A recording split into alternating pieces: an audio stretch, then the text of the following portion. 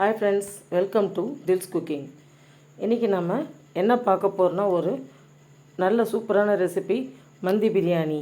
அது எப்படி செய்யலான்னு பார்க்கலாம் வாங்க. அதுக்கு நம்ம ஒரு ஸ்பெஷல் மசாலா நம்ம வறுத்து எடுத்து அரைச்சிக்கணும். அது என்னன்னு பாருங்கள்.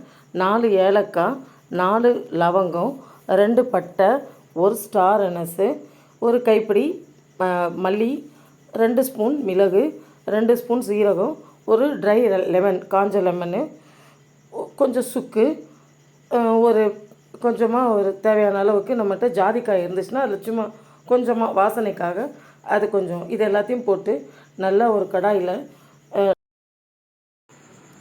ஸ்லோ ஃப்ளேமில் இதை ரோஸ்ட் பண்ணணும்.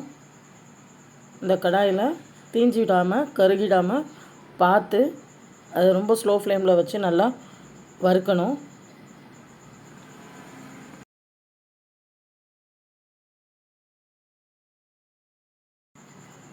அதை அப்படியே ஆற வச்சு நம்ம அதை மிக்ஸி ஜாருக்கு ட்ரான்ஸ்ஃபர் பண்ணி அதை எல்லாத்தையும் ஃபுல்லாக பவுட்ரு ஆக்கிக்கணும். பாருங்கள், நல்லா நைஸ் பவுட்ராக அரைச்சாச்சு. இந்த மந்தி மசாலா அப்படியே தனியாக எடுத்து வச்சுக்கணும். இப்போ நம்ம என்ன பண்ண போகிறோம்னா, ஒரு பாத்திரம் எடுத்து அதில் நம்ம 2 ஸ்பூன் ஒரு 2 ஸ்பூன் 2 ஸ்பூனுக்கு எண்ணெய் ஊற்றிட்டு அது கூடவே 1 ஸ்பூன் மஞ்சப்பொடி போடுறோம். ஒரு ஸ்பூன் மஞ்சப்பொடி, இஞ்சி பூண்டு பேஸ்ட்டு 2 ஸ்பூன், உங்களுக்கு எவ்வளோ தேவையோ அது மாதிரி போட்டுக்கலாம். ஏன்னா 2 ஸ்பூன் எடுக்கிறேன். ஒரு முழு கோழி நான் 1.5 kg எடுத்திருக்கேன். அதனால் எனக்கு 2 ஸ்பூனுக்கு ஜிஞ்சர் கார்லிக் பேஸ்ட் போட்டிருக்கேன். 1.5 ஸ்பூன் சால்ட் ஆட் பண்ணியிருக்கேன். அது கூடவே 3 ஸ்பூனுக்கு மந்தி மசாலா அரைச்சி வச்சோம் இல்லையா, அந்த மந்தி மசாலா பவுட்ரு 3 ஸ்பூனு இதில் ஆட் பண்ணுறோம். அது கூடவே ஒரு லெமன் ஜூஸ், ஒரு முழு லெமன் அதனோட ஜூஸையும் 2 ஸ்பூன் காஷ்மீர் மிளகாய் தூள், அது கலருக்காக ஆட் பண்ணுறோம். எல்லாம் சேர்த்து நல்லா கலந்து இப்போது நம்ம எடுத்து வச்சுருக்க அந்த சிக்கன் பீசஸில் ஃபுல்லாக நம்ம எல்லாத்தையும் அப்ளை பண்ணி விட்றோம். பாருங்கள், அந்த மசாலா ஃபுல்லாக கோட் ஆகிற மாதிரி நம்ம அந்த எல்லா மசாலாவும் அதுக்குள்ளே நம்ம தடவி விடணும். சிக்கன் பீசஸ் ஃபுல்லாகவே உள்ளரெல்லாம் அந்த மடிப்புக்கு உள்ளரெல்லாம் கூட அந்த மசாலாவை நல்லா கலந்து விடணும், அப்ளை பண்ணி விடணும். பாருங்கள், இது மாதிரி மசாலா தடவி வச்சு இது நம்ம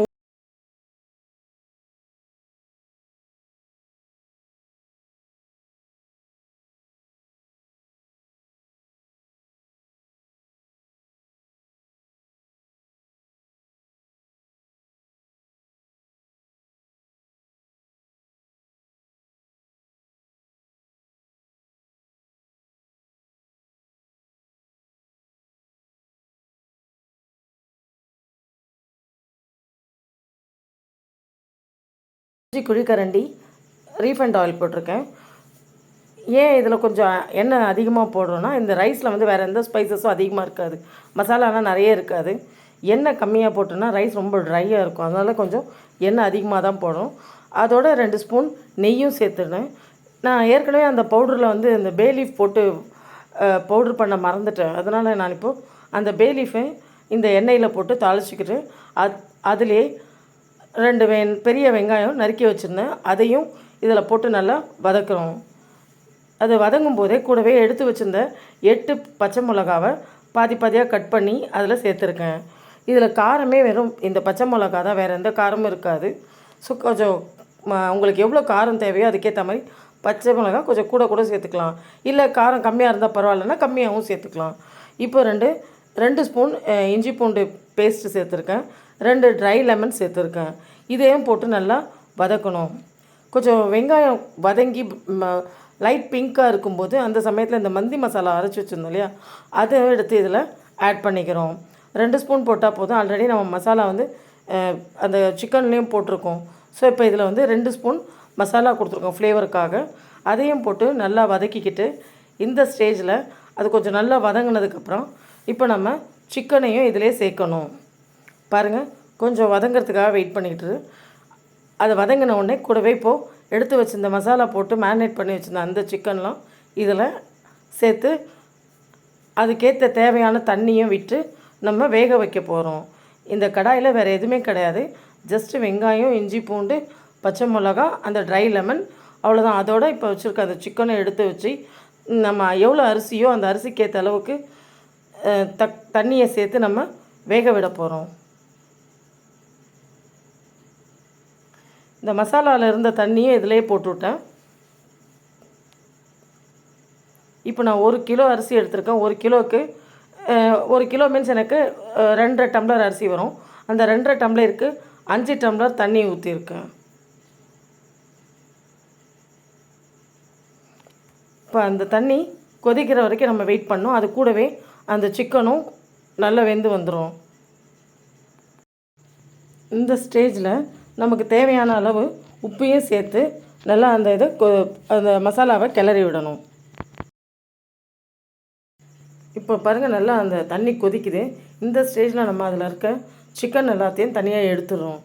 சிக்கன் ஃபுல்லாக வெளியில் எடுத்துட்டுக்கப்புறம் அந்த தண்ணி கொதிக்கும்போது நம்ம எடுத்து ஊற வச்சுருந்த அரிசி, கழுவி வாஷ் பண்ணி வச்சுருந்த அந்த பிரியாணி அரிசியை இப்போ இதில் சேர்க்குறோம்.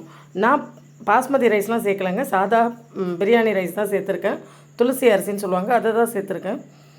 அதுவே எனக்கு நல்லா டேஸ்டியாக இருந்தது சாப்பாடு. இப்போ பாருங்கள், இந்த ஸ்டேஜில் அந்த அரிசியும் இந்த தண்ணியில் போடுறோம். கொதிக்கிற தண்ணியில் அரிசியும் சேர்க்குறேன். இப்போ நாம் எடுத்து வச்சு இந்த சிக்கனில் இந்த ஆச்சி சிக்கன் மசாலா இருக்குல்ல, சிக்கன் 65 மசாலா, அதை திரும்ப நம்ம இந்த வேக வச்சு எடுத்து அந்த சிக்கனில் 2 ஸ்பூன் எண்ணெயை விட்டு அந்த மசாலாவை ஃபுல்லாக கோட் பண்ணி இன்னும் ஒரு 5 நிமிஷம் விட்டுருவோம். அந்த சிக்கனில் அந்த எல்லா மசாலாவும் மோஸ்ட்லி இறங்கிட்டுருக்கும். இன்னும் கொஞ்சம் நமக்கு காரம் தேவை. இது வந்து நம்ம சைடில் நம்ம டேஸ்ட்டுக்காக கொஞ்சம் அந்த சிக்கன் 65 மசாலா கொடுத்து நான் ஆட் பண்ணியிருக்கேன். இல்லைனா அது அந்தளவுக்கு டேஸ்ட் இருந்திருக்காது. சிக்கன் 65 மசாலாவும் இன்னும் கொஞ்சம் மிளகாத்தூளும் போட்டு ஆட் பண்ணிக்கலாம். எங்களுக்கு காரம் கம்மியாக இருந்தால் போதும், அதனால் நான் சிக்கன் 65 மசாலா மட்டும் போட்டுக்கினேன். ஒரு பேக்கெட் சிக்கன் 65 மசாலாவை இதோட ஃபுல்லாக சேர்த்து நல்லா அப்ளை பண்ணி கோட் பண்ணி எடுத்து வச்சுக்கிட்டேன். பாருங்கள், ஃபுல் சிக்கன்லேயும் அது திரும்பவும் ஒரு தடவை அந்த மசாலாவை கோட் பண்ணி எடுக்கிறேன்.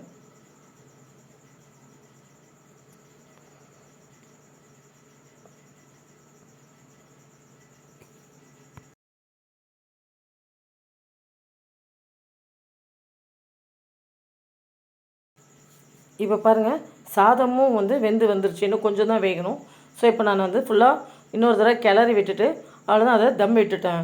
அது ஃபுல்லாக வந்து அரிசியை ஃபுல்லாக ஒரு தடவை எல்லா ரைஸையும் ஃபுல்லாக கிளறி விட்டுட்டு இப்போ தம்முக்கு அது மூடி வச்சாச்சு.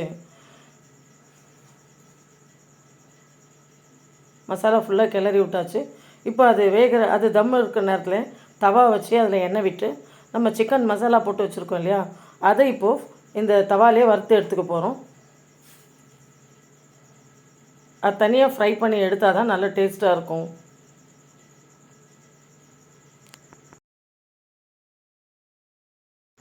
எங்கள் வீட்டு தவா சின்னது, அதனால் நான் 2 பீஸாக வச்சு வறுத்து எடுக்கிறேன். பாருங்கள், அது கொஞ்சம் ஸ்லோ ஃப்ளேம்லேயே வறுத்தா தான் தீஞ்சிடாமல் இருக்கும். ஆல்ரெடி அது வெந்துருச்சு, நமக்கு இப்போ வேக வேண்டிய அவசியம் இல்லை. ஜஸ்ட் அது ரோஸ்ட் ஆனால் போதும். அந்த கலர் சேஞ்ச் ஆகி பாருங்கள், பார்க்கும்போதே ரொம்ப நல்லா சாப்பிட்ணுன்ட்டு ஆசையாக இருக்குது. அந்தளவுக்கு அந்த கலர் மட்டும் சேஞ்ச் ஆனால் போதும். நல்லா ப்ரௌனிஷாக இருக்குது பாருங்கள், ஆசையாக இருக்குது அது பார்க்கும்போதே.